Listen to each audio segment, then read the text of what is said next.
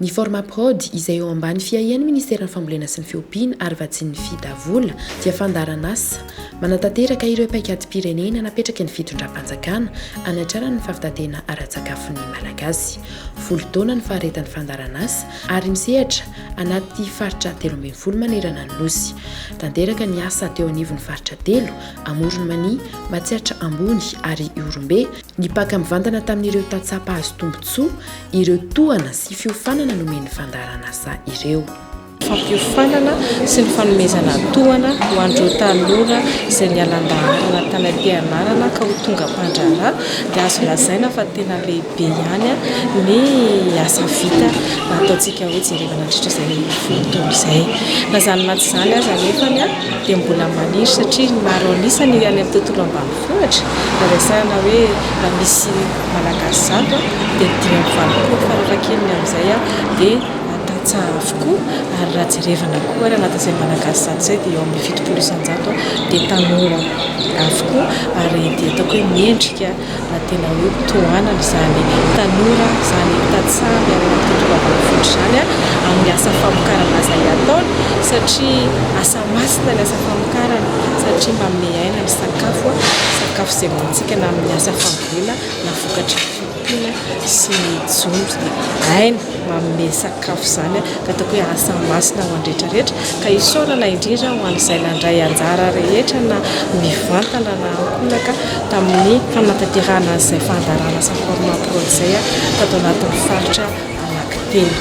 Miisa 3 alina mahery ireo tanora mpahazo tombotsoa teo amin'ireo faritra 3 ireo ary nitetika asan'ny ray alina tamin'ireo no nahazo tohana. Hita taratra sahady fa afaka 5 taona eo dia 70 isan-jaton'ireo tanora dia afaka isehatra amin'ny lafin'ny famokarana avokoa raha ny favitrian'izy ireo. Eo amin'ny fotodrafitrasa dia 27 hektara ny velaran-tany voatondraka vokatry ny fahavitany ny barazy sy ny lakan-drano ary 70 kilometatra ny lalana marenina. Nanomboky fitofosorivo niofana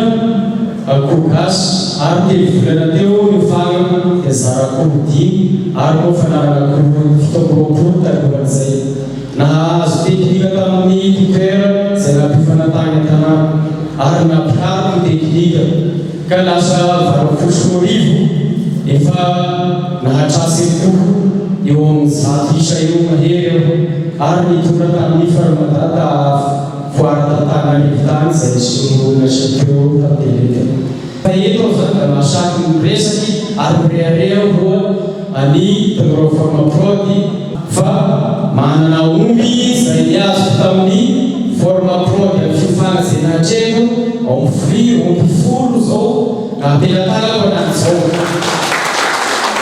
ary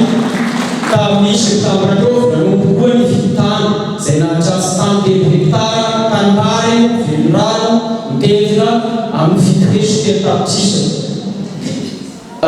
Miteny zao taloha anaovana mandefa amin'izao efa miato ny zandriko amin'ny fianarana manana anankiroa moa amin'izao ary efa navita trano koa. Farana tamin'ny fomba ofisialy ny fandaran'asa Formaprod ho an'ireo faritra 3 ireo ny 9 sy 7 novambra 2024 tao Fianarantsoa faritra Matsiatra Ambony. Tratra ny tanjona mandroso ny faritra ary resy lahatra ny fandaran'asa fa tanora vonona ny hiatrika ny ho avy ireo nofanina.